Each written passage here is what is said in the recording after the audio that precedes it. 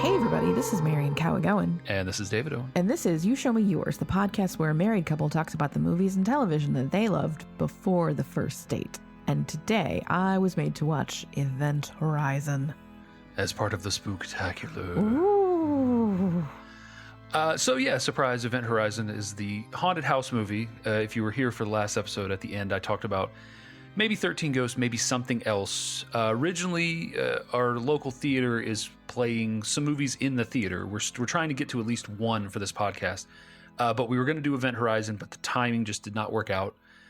And so we didn't get to do it. But despite me being very tempted to do 13 Ghosts at the end of last week's episode, I stuck with my original pick, Event Horizon, a haunted house in space, so to speak. Of course, if you're not familiar with Event Horizon, it is the 1997 Paul W.S. Anderson. Not Paul Thomas. Not Paul Thomas. Also not Paul Anderson. I don't know what made him add the W.S., but I saw in his first movie he was credited as Paul Anderson. Then he's Paul Anderson here, too. That's why I said, which one is this? Oh, yeah. So at some point, I don't know when it is, he starts having to go by W.S. or he chooses to, whatever. The Screen Actors Guild was like, excuse me. Well, but they wouldn't have let him. I don't know. Is it a director's guild? They wouldn't have let him register with someone else's name. So there must have been some reason that he wanted to go WS. Well, the world will never know. I'm sure there's an answer out there, easily attainable if you want to search on the internet. Two initials is maximum pretentiousness. Exactly, says the lady with. I don't use my two in daily life. Thank you. Yeah. Right. So anyway, the Event Horizon is about a spaceship called the Event Horizon. What kind of a name is that? So an Event Horizon is the part, if I remember correctly, it's the part of a black hole where light can no longer escape. So it's the part of the black hole that becomes black. So that's the event horizon. So once you go past the event horizon of a black hole, there's no coming back. I mean, so like, yes, having watched the movie, that is portentous, etc. Yes. But 20 years before, when the ship was first envisioned, why did they choose that name? That's terrible. That's being like, this is my daughter. I can't think of it. I'm thinking of the joke where, like, if you name your daughter Chastity, she's going to be promiscuous. And I'm thinking about it the other way around. Like, this is my daughter, wealthy, and she's poor. We want her to be poor, but we're naming her wealthy. This is my daughter Portia. She drives a Ford. But it's also like, it's equivalent of like, hey, here's our new spaceship. It's called the Titanic. Like, or more like, here's our spaceship. It's called the Explosion. Right.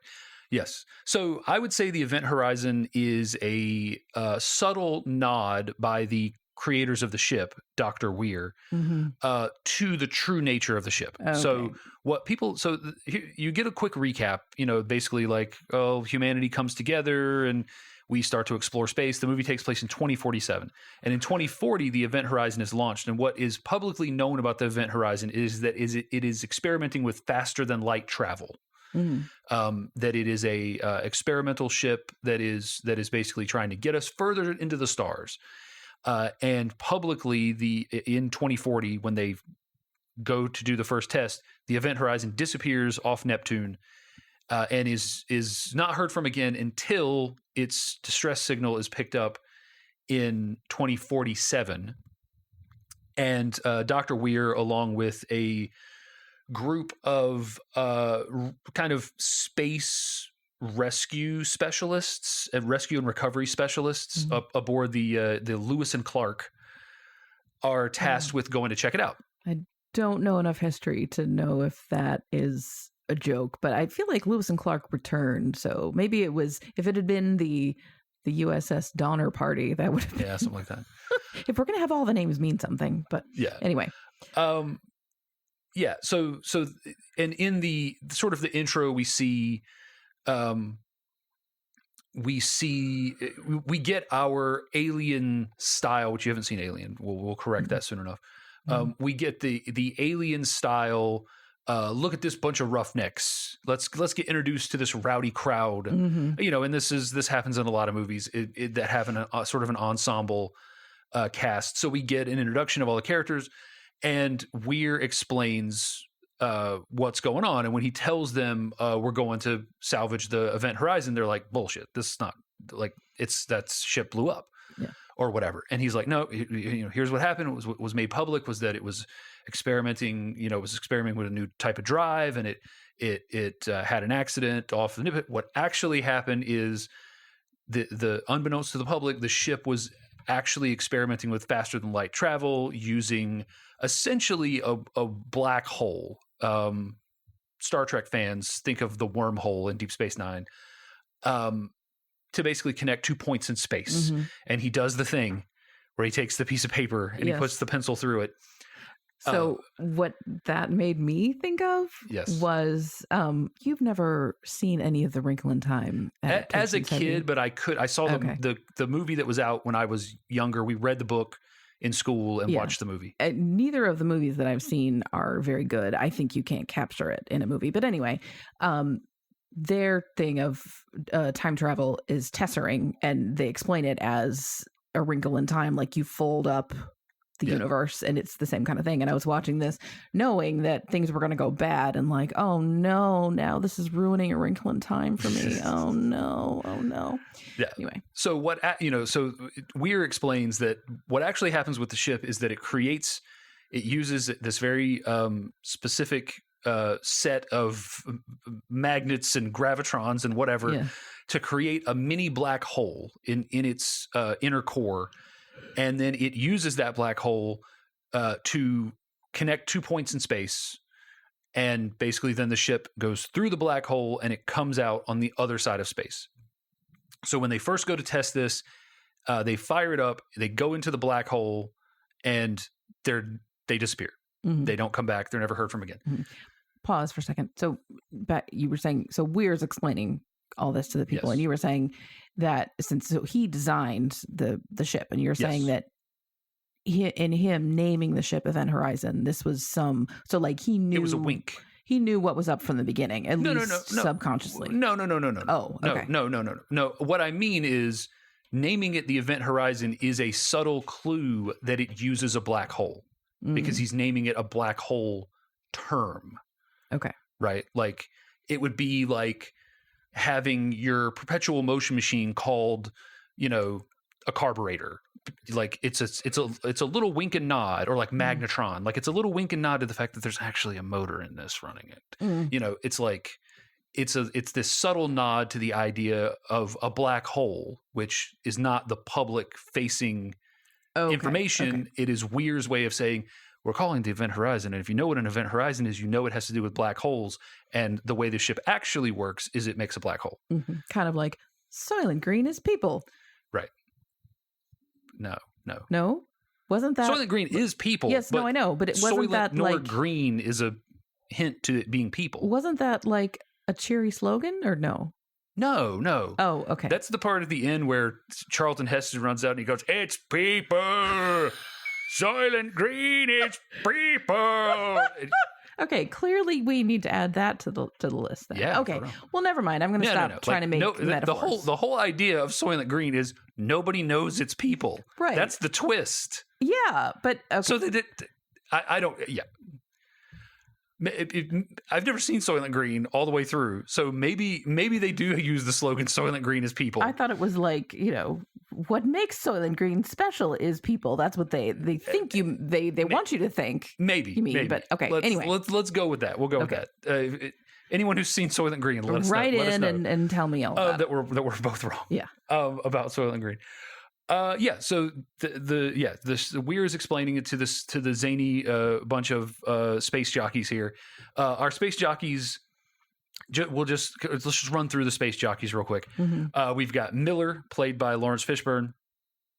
We've got Mr. Justin, played by Jack Noseworthy. Yes, Jack like if you knew nothing else, you see that he's in this, and you're like, I know exactly when this was made. This is like sometime between like 1995 and like 2000. 1999, 2000. Yeah. Peters, who is Kathleen Quinlan. So Miller is the captain. Justin is he's an engineer. He's an ensign, so he's pretty low level. I think does a lot he's kind of of a jack of all trades. Peters is the doctor, and then there's Stark, who is played by an actress I recognize, but I don't have her name. Jolie Richardson. And she's like helmsman. Mm-hmm. Then you have Cooper, who is he is their like recovery specialist. He's a kind of a jack of all trades, he's the muscle handyman. Yeah, like he can do a little bit of everything. He works on the ship. He is the guy to pull you out when you're in trouble. That sort of stuff. And that is. The actor's name is Richard T. Jones, but I know him from, if you saw Judging Amy, he was Bruce. I think he was Amy's, like, not bailiff, but court officer or something. And he was they had this slow burn of a maybe romance for the whole show. I don't know if they ever got together, but he was very like sedate and calm and mature and poised. And here he is the exact opposite. Yeah. He's like if Roid Rage were a person, and it's hilarious. He's also just like, he's jovial and he's jokey, and but he's he has like a hair trigger. Though. He's quick to anger, but he's also like your best friend. Yeah, it was very cute when Justin was in trouble, and he's like, I'm coming to get you, baby bird. I got you. And I was like, oh, okay, that's cute. And DJ is played by everyone's favorite British officer. Of course, Jason Isaacs.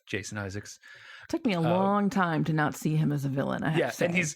and he is one of those guys we've talked about before. Like when you see him, you're like, oh yeah, he's gonna turn out to be the bad guy. Yes, does not turn out to be the bad guy here. And then we've got Smith. I don't know the actor for Smith, but he is never seen him before. Right, he is just a great gruff British guy who just has no time for your bullshit. Yeah. And then Claire, who plays Weir's wife, who is passed on, shall we say, because of Weir's devotion to creating the Event Horizon and her feeling of neglect and him not being there for her when she needed him. So that's our ragtag group that's here to face down the Event Horizon. Mm-hmm.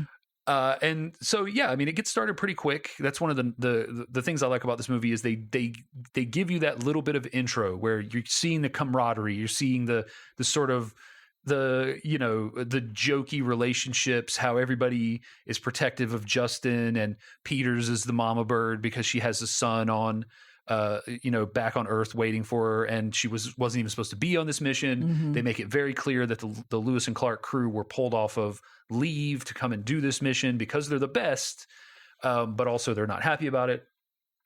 You see, like I said, you see Smith's just absolute ornery nature, always smoking cigarettes and saying Britishisms. So many cigarettes, and I was like, can you do that in space when it's an oxygenated atmosphere, like a pure oxygen? Yes, that seemed like a bad idea. Well, maybe they were space cigarettes. It was the 90s. But you get a real good sense for these guys, and you get on their side real quick. Like these are working men, and in there's a section in here where I'm talking about inspirations, but it's 100% the alien crew. Okay. That's the way, so again, you don't know about this because you haven't seen it. The crew in Alien are basically like, they're like space truckers / like oil rig workers. They're just, they're just normal people, just like on a freight spaceship.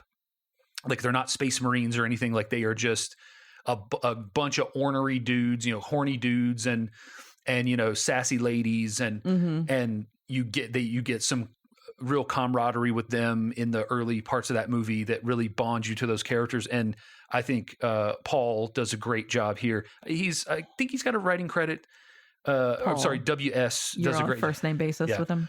I think he's got a writing credit on here. Maybe not. But he does write most of his movies these days. I don't know if he was still doing that back then. But yeah, and it's just a great, super effective, but quick way to get you on these guys' sides and to create stakes. Like Peters has her kid, Miller is very protective of the whole crew. He's no nonsense, not going to put anyone in danger. Like you can clearly see that he's not going to have any time for shenanigans. And they go to the Event Horizon. There's a slow drip of story. You see some Weir has a vision while they're in the grav couches, which is like the stasis, this water stasis that they go in because even though they don't have faster than light travel, the ships still travel very fast. They say something like they pull 30 Gs, and if you're not in a water bath when that happens, your insides will liquefy or whatever. And while he's in the grav couch, he has a vision that is like portentous of the events to come. Well, it also tells you that he's got some internal trauma and guilt about his wife, or at least that there's something that's going to mess with his head. So later, when you learn the full story, it makes a lot more sense. Yeah.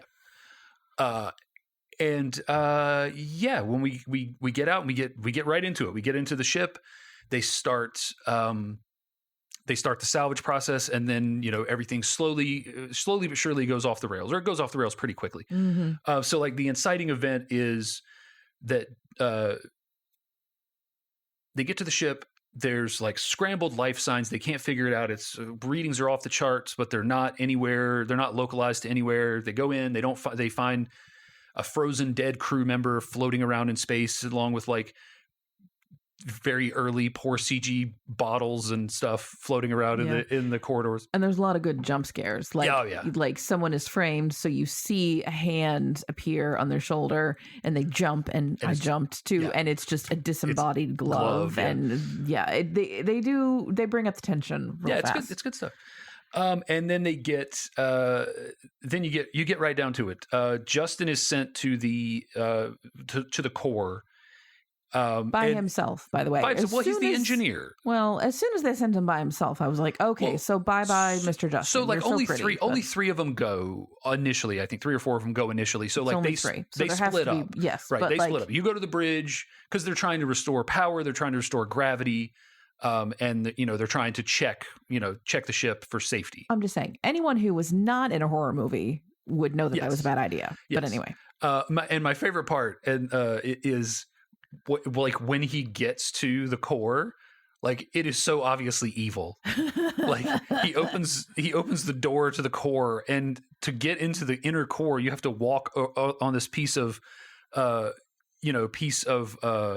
scaffolding or whatever that is like surrounded by this kaleidoscope meat grinder. Yeah. And there's spikes on the inside too. And I thought sure someone was going to end up impaled on one of those. And then once you get inside, it looks like straight out of Hellraiser, and there are spikes for whatever reason, and spikes on spikes on spikes. Yes. Yeah. Everything is like, of course, the gravity drive won't work unless we scrawl intricate rune-looking things all over every metal surface. Like we need pentacles everywhere. Yeah, like this is the busiest design. There is no flat surface that doesn't have squiggles and geometric patterns all over it. Which, for something where I imagine dust would mess with this, like you kind of want a flat surface that you can clean easily. Maybe. I'm just, just from a housekeeping perspective, that doesn't seem like a good idea. So we immediately start to get the idea that something up. The core opens itself, and it's like this black viscous liquid, and Justin gets pulled in, and that's when Cooper, the rescue man, jumps into action, and he's got a cable attached to him. Yeah, they all have cables. And he goes in and he pulls Justin out of the black goo, or Justin kind of comes out of the black goo.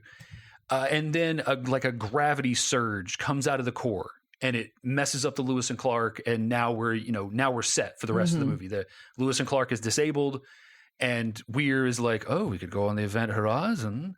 That's way more of an Australian accent Yes, than. That's a good point. Yeah, we noticed, by the way, at the beginning. So you said with the beginning, I was like, does Sam Neill ever use his actual accent? He's always playing Americans. I was like, wait and see. And then we were like, wait a minute, no, we weren't like, wait a minute. I knew he was using his. Well, that's why I was like, wait and see. Can you wait and see? I don't do that. I'm proud, but I'm proud of that moment that I was like. I love it when you can be like, you kind of set me up for something. You know, when you're like, I've never heard Sam Neill use his real accent, and I'm like, I don't know. Wait and see. You know, I'm not trying to like correct you. What I'm saying, like, I want to reclaim my moment because it felt like that was a good little. You just want to. Yeah, I don't know if I've ever heard it either. You just want to feel smug. Yeah, really. I don't do that to you. But anyway, so yeah, after a while, I realized no, it is, and it's at least it's a. I don't know if that is his real accent, but it was a very subtle. I think it is Australian. Yeah, his accent is not like nar. It's just like, I'm Weir and I have a little bit of an accent every now and then. You kind of hear it. You can't really tell where I'm from. But that I don't even say can't. It doesn't even. He doesn't have the. He doesn't have the. It's like a proper British accent. Yeah. Versus like a Cockney. It's like that. Like Crocodile Dundee. Right. That's not a knife. And Weir is like, that is not a knife. You know, it's just, but it's very appropriate for the character. And this is probably a good time to mention to get into some of the details that I like. Cause we're, like I said, we set the inciting event. They're trapped on the event horizon and trying to repair the Lewis and Clark. One of the things that I love, speaking of Weir, Sam Neill's character being British, is that they have we're in 2047, so they've projected the future forward. So we have at least 2 British crew members, and they are wearing European Union flags that have extra stars than the current European Union flag. Weir is wearing an Australian flag, which doesn't contain a Union Jack and instead contains Aboriginal symbolism. Some starbursts and things, and then the Aboriginal flag where the British flag used to be, where the Union Jack used to be. So it's got more starbursts where the pattern, and then where the Union Jack is, it's been replaced by an Aboriginal flag. So very cool, pushing forward. And then this is one of those you can't really tell this in the movie details, but I think there's 53 stars on the American flags on Cooper and Miller. So just very cool. We've got Stark is also British, so you got 3 with the European Union flags. So it's just it's cool. It's and Peters and Miller and Cooper are American. So it's a cool little hopeful thing for the future of the European Union is going to be here forever, and of course, England's always going to be in it. But it's just a neat detail. And then there's just a lot of great details, production design wise. One of the things with the core. So the core is this sphere that then has these 2 rings on the outside that rotate independent of the sphere. So the sphere is rotating. Several gyroscopes. Yeah, it looks like a gyroscope. The sphere is rotating, and then there are 2 outer rings that are also rotating. And every now and then they line up, and when they line up, they have lights on them, and the lights, it's a circle of lights. And several times they use this on in the reflection of the eyes of the actors. And then you start to notice that this circular light pattern is all over the ship. The doors all have the circle of lights around them. It's almost like it's the eyes of the ship or something. And that's as the story progresses, that's sort of the idea that emerges, that the ship went somewhere, was there for 7 years, and came back somehow alive to some extent, with a life force of some extent. So as you start to see these rings of light, you start to feel like this is the ship watching them when you see it. And again, this comes on subsequent viewings and stuff. This isn't necessarily first viewing stuff. And then just the design of the ship is great. I love. So if you, again, Star Trek fans, it's reminiscent of a Klingon bird of prey, which has a forward section where the bridge is, and then it has a rear section that looks like bird wings, connected by a tiny little like pathway, main hallway or something. And that's what they do with the Event Horizon. It has this big, almost like battering ram looking front. And then it has this sort of bird-like looking back section and this long corridor that connects the two. And that corridor becomes a plot point, that Weir, very sort of matter-of-factly says, if there's a problem, you can blow the corridor and the front half of the ship can be used as a lifeboat. That probably won't come up later. That's just extra information, just for funsies. You won't need to do that at all, no. Probably not going to work. And there are explosives that do that. So, just putting that out there that there's access to like 30 bombs here if you should need one. And so that design, the circular nature of that central hallway, all the doors are circular and they close in this sort of irising configuration that's just very ominous. Yeah. The front window of the ship, it's reminiscent of a cross shape. Yeah. And just everything looks like somehow futuristic but gothic. The shapes are just amazing. There's the grav couch area where there's just this like sweeping pillar that like it flares out at the bottom, and then it's all green in that room, and it's just like it looks like a set, but it also looks super cool. And the grav couch is all the water and there's like greenish, like glowing greenish. And like green is kind of this was sort of on the cusp of the greenening of movies. we would go on to have The Matrix later this year, the same year. And then The Ring, which is notoriously green in its color grading. Okay. This is sort of the early days of the greenening of film. So there's just all these great design points, and like the Lewis and Clark looks very utilitarian. Like it's not a sexy spaceship. It looks very much like an ambulance or like a fire truck. It's got those vibes of like, it's just a rescue machine. Like this is not for luxury, and the inside is the same way. And I love Miller's little chair that he gets to sit in. He's got a little captain's chair that is like floats around. It's suspended from the ceiling, and he just has like a joystick where he can drive it around. So he'll like come around to Stark and like, oh, what's the heading there? And then he'll go around, oh, Mr. Justin, what's our? And he's just like, he's got himself this little remote control chair. Isn't that kind of what the big old fat dude had in Dune? Kind of. It was more like he had like a hover belt, but he's basically just like floating around. Fade, where you at? Where you? So it just production design and the little details. Like I said, the shoulder patches are great, and just the look of the movie. Like it has the look of a movie that care went into, and like someone cared about how this looked, and that these suits that they're wearing look practical and lived in and dirty, and they have like one of the details that I really love is like in the Lewis and Clark they have these grav couches, and obviously they all have their own one that they use, and then they clearly have the one that's like for guests, and they've just like put a piece of duct tape on it and written Weir on it. Yeah. But their grav couches don't have names on them because of course they know which one is theirs, So it's just this great little, and then they all have their own little cubbies, and one of them in a little jump scare flies up and you see pictures of the family and stuff, So like these people all feel like they exist in this world, and this world feels larger than it is, which is I've mentioned on previous podcasts is like, I'm a slut for that. Like, thank you for putting it that way. No problem. That's great. I'm a world building pervert. Well, I knew that. Speaking of though, you say details. One thing that I appreciate is, so we know everybody's last name. We don't know anybody's first name except for Weir and then Claire.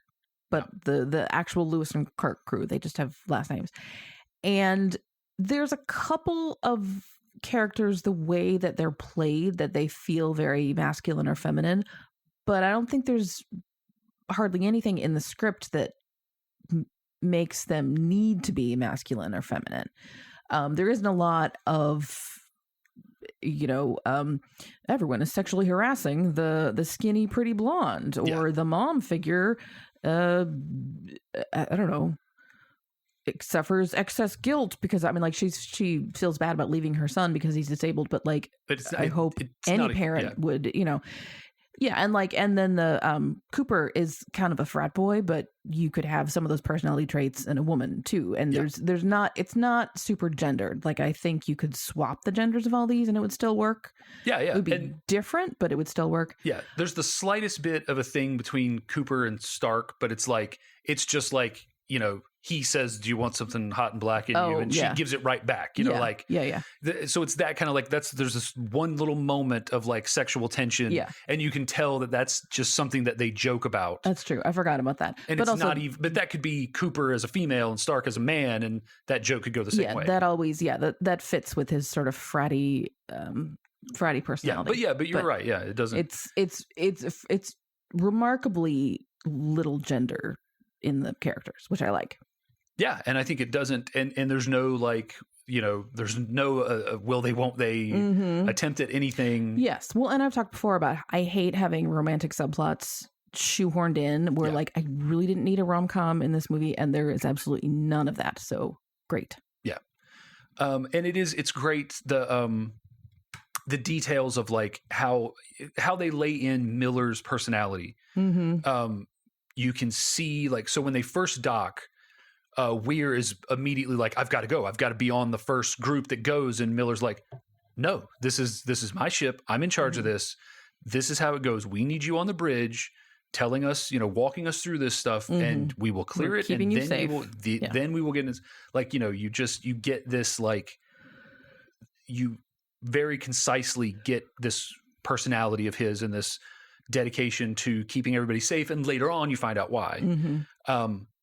I thought that moment where we found out why, though, was also an interesting, like you talked about, you feel that the ship has eyes and is all knowing. Yeah.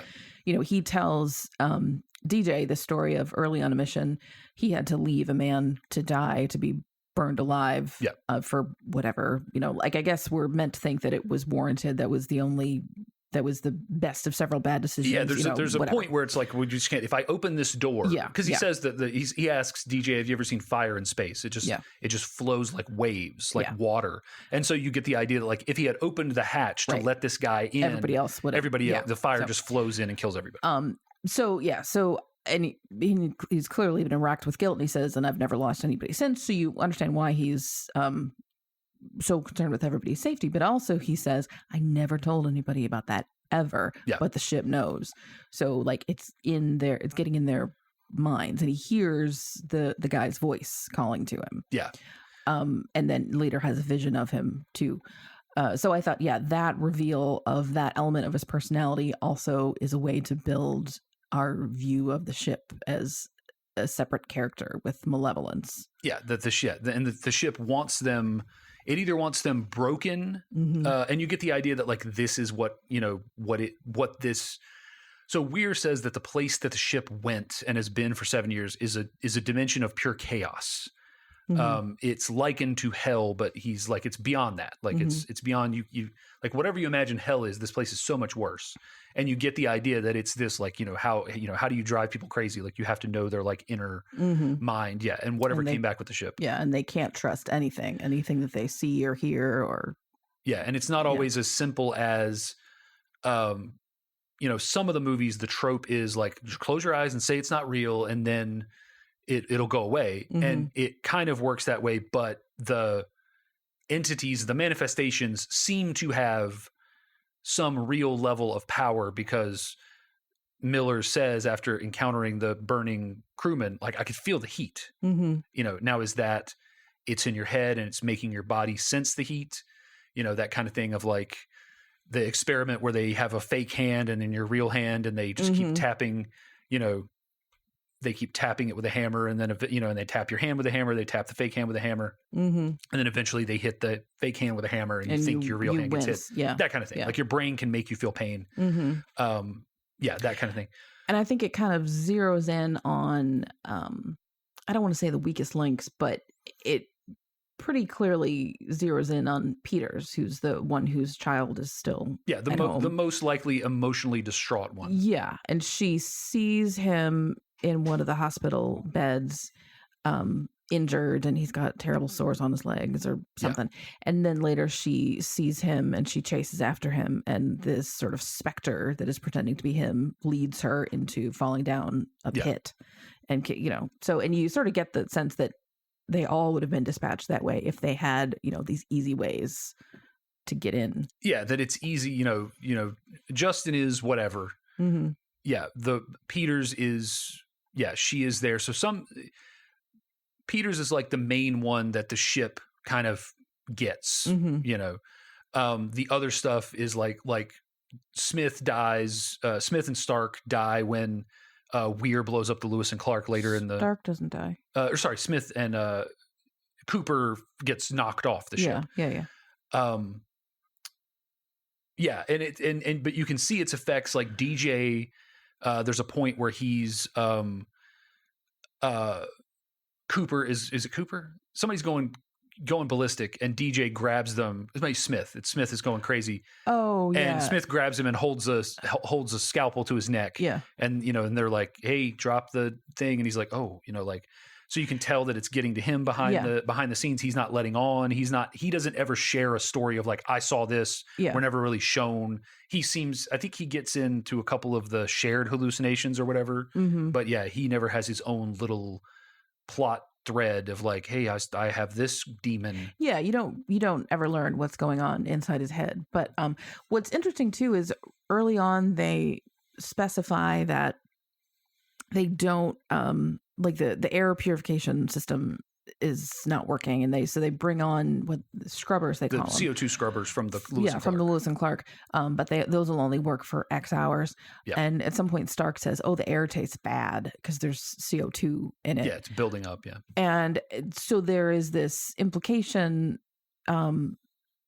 Well, that when there's too much CO2 in the atmosphere, you start to go a little loopy, right? And you become woozy and disoriented. So some of this could it be the CO2? Could it be fatigue? Could it be any of these things? Like it takes a while to admit, oh no, it's the ship. Well, and Weir is almost immediately on the side of the ship, and he is the one who starts doing. Well, CO2 can, so he immediately starts interjecting every time there is someone saying, I saw this thing and it was crazy. Then Weir's like, it's impossible for the core to open.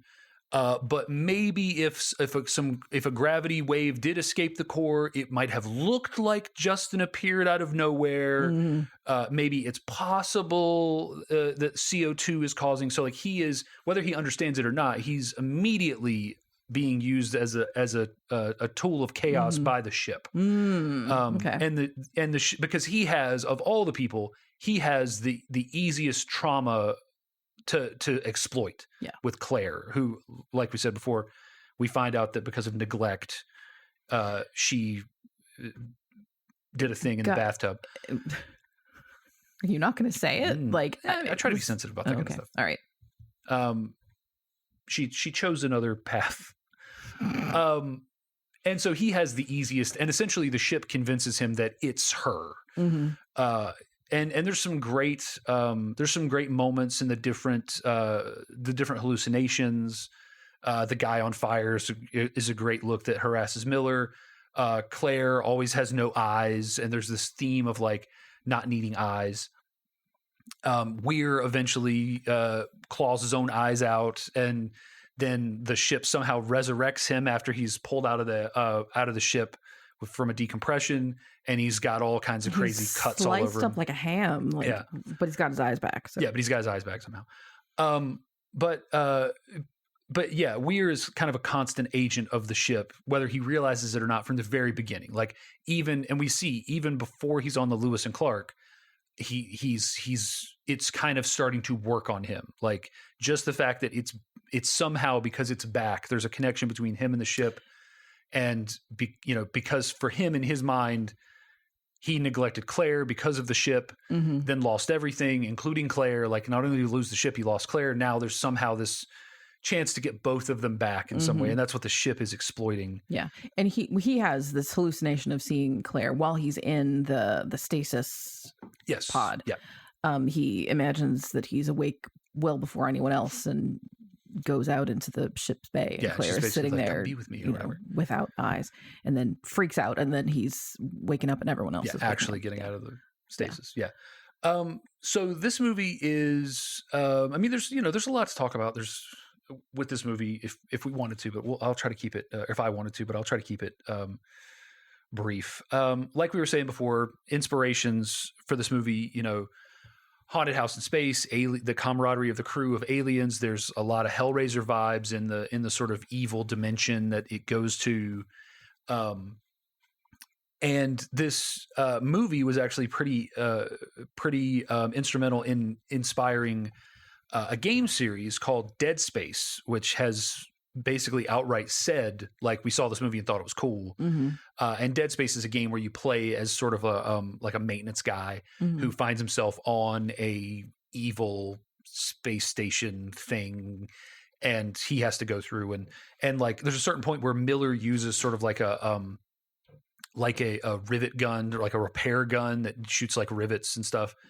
And in that game, the guy's using like a multi-tool and stuff. So it's very very very inspired by Event Horizon. So this is one of those movies that came out. It didn't do well in the theaters.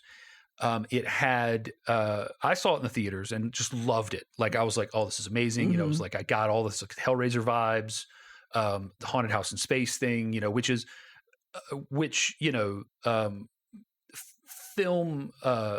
film nerds will talk about Alien as a haunted house in space, the first Alien movie, as like a haunted house movie in space. And I immediately got that vibe from this, and just the visuals, the actors in it, who a lot of them I really liked, especially Sam Neill coming off of Jurassic Park and all that, and Lawrence Fishburne, who would later go, like I said, later that year go on to be Morpheus in The Matrix. But this is one of those movies, not unlike Tremors, our first movie, that found a second life on VHS and achieved sort of this cult status. And that's why it ended up inspiring things like Dead Space and other properties and stuff. But one of the things that cult status created was this demand for this mythical director's cut. So the story is, and I'm very much sort of paraphrasing this stuff, that Paul W.S. Anderson had an original director's cut of the movie that was so intense and so grotesque, and executives were running out of the at Paramount or whatever, were running out of the building, running out of the screening, and there's been this demand for it for years. There's all, and then you get this like mythologizing of like, hey, I heard when they made Event Horizon, like, and we haven't really talked about this, but there's a point where they recover some footage, and it's all of this like crazy blood orgy, and you only like see death and in like split seconds. There's like a 20-minute cut of it, and they got porn stars, and there's non-simulated sex happening in the background, and there's a guy with a dragon penis, and and they're impaling people on spikes, and we got to see the director's cut. And over the years, I think there's been some like talk about maybe, and at some point it got enough that they started to look into it. And what they found is that because the movie had been a flop, as I think it's Paramount, as they had done with a lot of the movies that were flops, if you have a big hit, you take care of that film, because we're in 97, we're still shooting on film. You take care of that film, and you want to preserve it in, you put it in these hermetically sealed vaults with climate control and all this stuff. Sure. The ones that you don't really care about, but like you still feel some obligation, like I probably should save this. You send them to a salt mine in like some country in Eastern Europe or something, and they just get stored there. And well, it turns out over time we figured out you put them in salt mines because you think like, oh, there's not a lot of moisture in salt mines, and the temperature's regulated. Right. We find out like maybe it's actually not that good. So all of those original film canisters essentially were ruined in the salt mines. Shocking. Yeah. Shocking. And so there will never be a 2-hour blood orgy focused director's cut of Event Horizon. It will never it'll never happen. Over the years there have been like you found, there's a prequel comic that I think covers the original crew. There has been talk of a television show on HBO, I think at some point, or maybe Paramount Plus. I don't know. But nothing's ever really gotten off the ground. And WS. So for those who don't know, he is still married to Mila Jovovich. I think so, or they're together. I don't know if they're actually married. But So Paul's career is very interesting. So Paul, he directs Mortal Kombat in 1995, and Mortal Kombat, which is the movie of the video game Mortal Kombat, which was a cultural phenomenon because it used digitized actors in the graphics as fighters and had extreme violence, like somebody reaching into someone's mouth and then pulling their entire skull and spine out and holding it up. Oh, fun. So my mom would like this. Oh, loved it. Yeah. There's a guy who just like reaches and grabs someone like by the chest and then just pulls all of their skin off, and they're just like a meat skeleton standing there. Very doable. So it's a lot of stuff like that.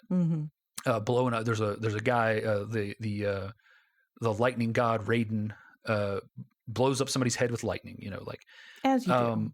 And so it was a fighting game, and you had these finishing moves, and it was this new concept. So anyway, Mortal Kombat became this cultural phenomenon, and they made this movie in they made this movie in '95, and Paul directs it. And also, it looks like he started going by WS starting in 2002, or at least credit-wise, 2002. And that kind of got him in the position to make this. So this is like his second or third full-length feature, Event Horizon. And after Event Horizon, like he was still a bit of a darling, even after Event Horizon bombed. I think they were like, maybe the release date was not...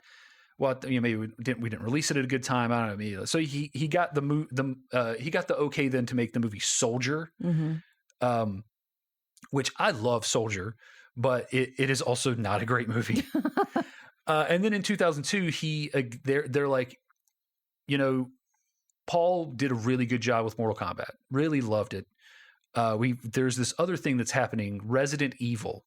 It's like a zombie shooty game. It's pretty cool. What if we let Paul W.S. Anderson make a movie of Resident Evil? And he does, and it becomes very successful. And he goes on to make Resident Evil in 2002. Resident Evil is starring Mila Jovovich. Okay. In 2002, he makes Resident Evil. Then he makes a couple other movies, Alien vs. Predator. He makes Death Race with Jason Statham. And then in 2010, he makes Resident Evil Afterlife. And then in 2012, he makes Resident Evil Retribution. And then in 2016, he makes Resident Evil The Final Chapter. I see a theme. Yes. Several Resident Evil movies. So for a while, he just sort of becomes the Resident Evil guy. And I think there's even another Resident Evil in there that maybe he didn't direct. But he kind of becomes the Resident Evil guy. And that sort of just encompasses the rest of his career. Like he makes a movie or two, then he makes a Resident Evil movie. He makes a movie or two, then he makes a Resident Evil movie. And so he's just had this weird career where it's mostly just him and Mila Jovovich making these movies. Like he made in 2014, he made a movie called Pompeii, which I guess is about Pompeii. I suppose. And he went back to the video game well and made a movie of the video game Monster Hunter in 2020, which actually I watched and was decent. I enjoyed it. He has a style to his directing, which sort of developed after this with Resident Evil. And it's a frantic action style, and it's just a fun time. Like it's not great stuff. And he hasn't done anything since, but it looks like he just may have released a movie in the Lost Lands. I don't know. But yeah, he's had this odd career where he's been brought in time and time again to do these video game based movies. And he just hasn't had as much of a chance to do more of this kind of stuff. And I think at this point, his name and his cachet or whatever is fallen off enough that no one's really knocking on the door in 2025 for more Event Horizon, though, you never know. The way they resurrect franchises and they do these, what they now call legacy sequels, you never know. And it would be, it would be great to see some more of it. But in the end, with Event Horizon, Weir goes insane. The ship wants a new crew, and he wants to take them to the Hell Dimension. But Miller manages to fight back, allowing Justin, who somehow survives. Oh, we forgot to talk about Justin trying to off himself in decompression. Yeah, because he's seen a bit of what is beyond, and is like, it is worse than what you can imagine. Yes, he does not want to be around for the rest of it. Yeah. So in the process, we lose Peters, we lose Smith, we lose DJ. Yes. Yeah. Yes. We think we lose Cooper. But we think we lose Cooper. He is back. Yeah, but he comes back, and he has the greats. Yes. He's coming back, and he's like, "I'm back, motherfuckers!" And he's like, "Oh God, I can't stop. I don't know." Because when the Lewis and Clark gets blown up and Smith dies, he gets injected into space, and he's like, "What am I going to do?" Well, he's on a piece of the wreckage, flying away, from Neptune. He's like, "What am I going to do? I'll blow my air tanks," and he blew his air tanks, and he's flying back like Superman. It's I imagine being an actual astronaut watching that, you'd be oh my God, no. And he get, first of all, like he's like on a piece of debris that's like spinning. So like, how are you going to get your trajectory right? But it's like he's got to thread a needle from a mile away. Yeah. And in the end, Miller sacrifices himself to protect his crew.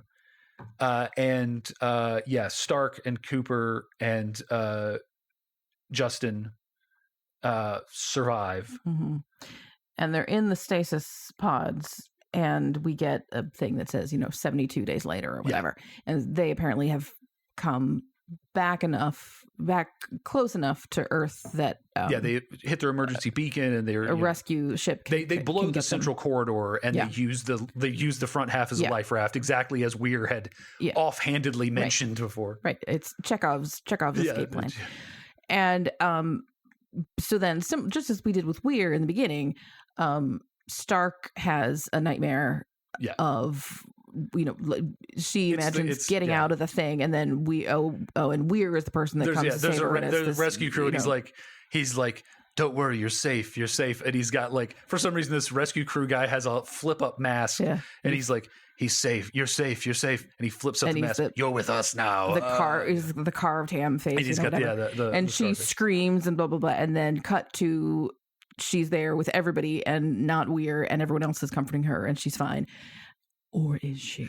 Right, because then, and this is throwing back to the thing I was talking about earlier, they pull back outside of the doorway, and the doorway on its own, Iris is closed, and then you see the ring of lights light up around the doorway. I did not. So that's what I'm saying. That's the subtle detail. Yeah. That's why they've been establishing that ring of lights. Ring of lights is like the ship watching you. Well, what it reminded me of was in The Descent and we talked about how there's the two endings, but in the ending that they had for the American cut, what's her face? Sarah gets out of the cave and then gets back in her car, and then the ghost of somebody is there with her. So again, like, she escaped, but not really. Right.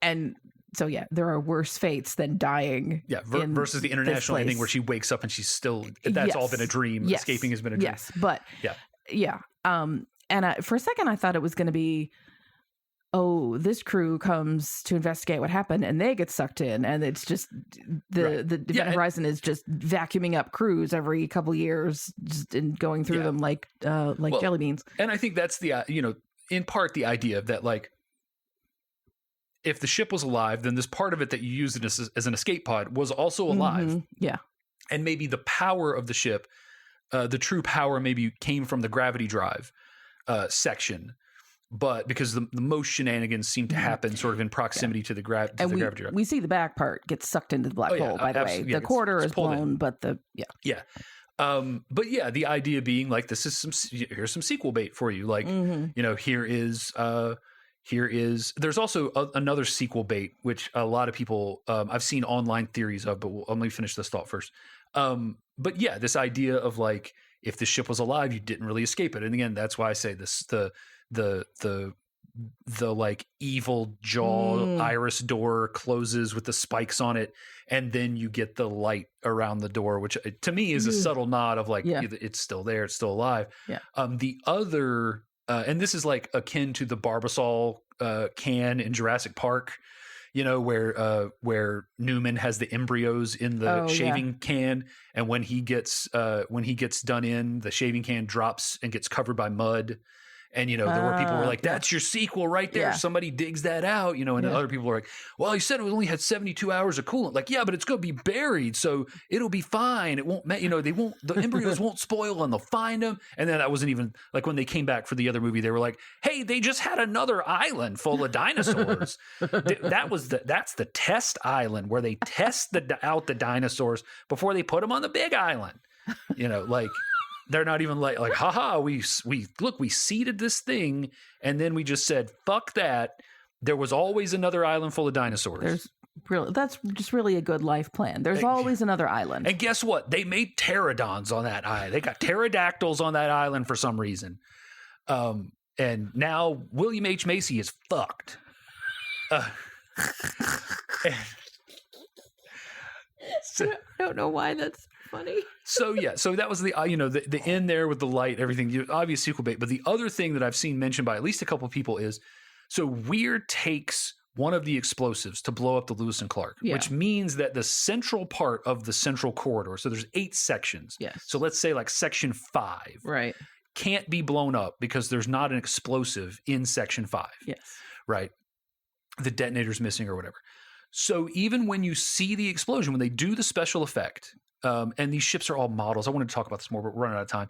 These ships are all beautiful models. There's a little bit of 3D stuff happening, but there's just beautiful models of these ships. Like, I just yearn for the days of like giant, like the 7-foot models that they shoot with cameras. And like, if you ever see the Enterprise that they use for the Next Generation, it's huge, and that's why it looks so good.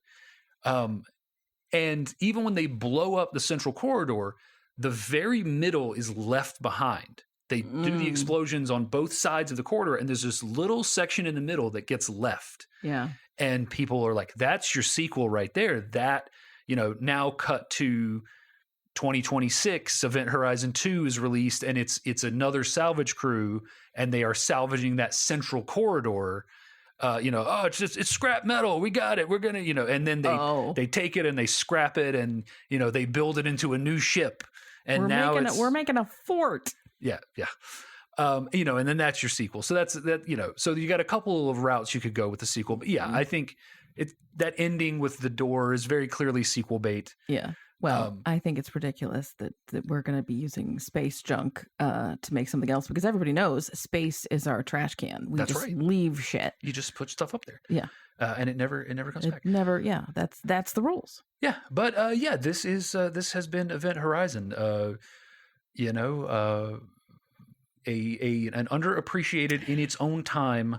Horror classic. I had sort of gotten the impression that this was terrible. But and I'm sure some critics would say it's terrible, but it was fun and terrible. Yeah, it's fun. It's filled with great actors giving good performances. I mean, Lawrence Fishburne is he's very subdued as Miller until he needs to be. Yeah. And, he's just like that scene where he's explaining to Weir that he's got to stay on the ship. You were like, okay, yes, sir. Like, I'm not, that's it, and the scene with DJ where he's talking about the fire is just this great quiet moment. He's like, have you ever seen fire in space? It just it just kept hitting him like waves, and there was nothing I could do, and just this quiet moment. And Jason Isaacs, this is great. Everybody's great. There's no bad performance. I mean, the only person who doesn't get to like really flex their muscle is Justin, because he spends half of he has his moments. The moment in the airlock when he's like, I don't want to, you've seen what I've seen, like he's got great moments, and he's got that great camaraderie, and it's just a good solid movie. It's got a couple jump scares. It's got creepy visuals, the moment where they're first in the ship and they restore gravity and the frozen dead body falls and it breaks shatters into pieces. Yeah. Oh, yeah. When Peters is first on the bridge, and the Neptune lightning is lighting up the background. And you see this just like, viscera spread all over the walls that they haven't noticed yet. Yeah, it's just got some crazy visuals. Yeah, it's got a real sense of dread from the very beginning, even before anything really goes wrong. Yeah. Event Horizon.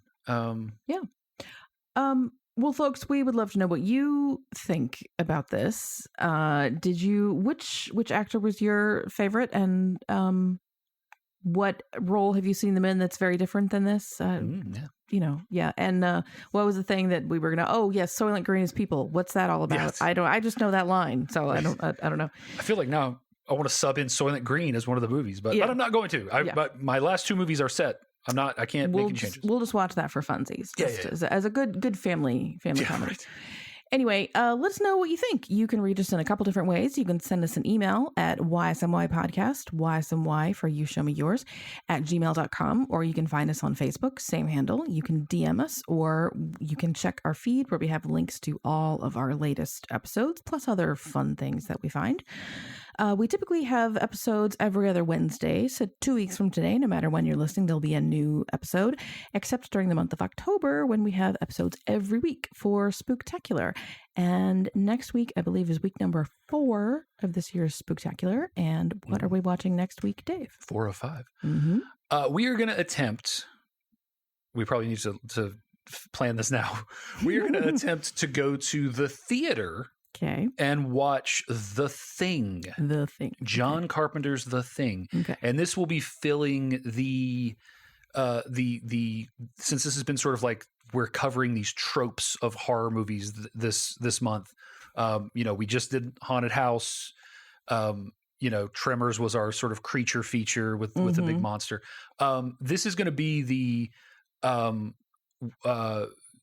wet puppet /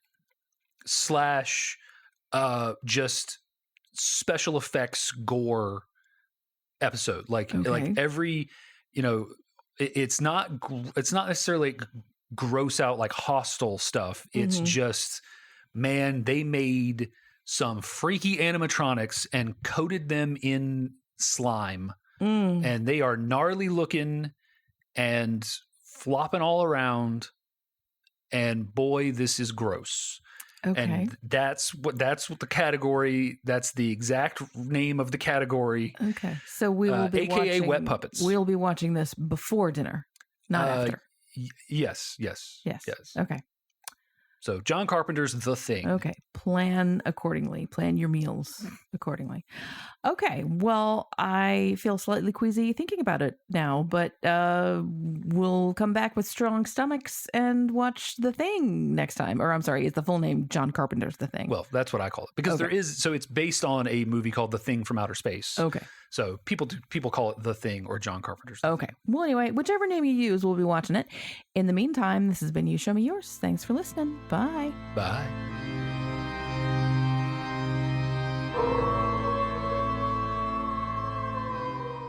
Where we're going, we don't need eyes.